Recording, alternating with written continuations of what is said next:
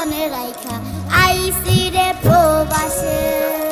মাথার গাম পায়ে ফালাই পাঠাই টাকা দেশে বোনের লাইগা কানের দুল ভাইয়ের মোবাইল বন্ধ কর না ফেলছে কত কিছুর ধরেছে বায়না আত্মীয় স্বজন কইছে কতদিন আমার মারে দেখি না তুই খালি গাল পুরো একটু ছিঁড়ে মারা চলে মুখ মুছতে পারি না কষ্ট চাইপা মুস্কি হাইসা মায়ের কাছে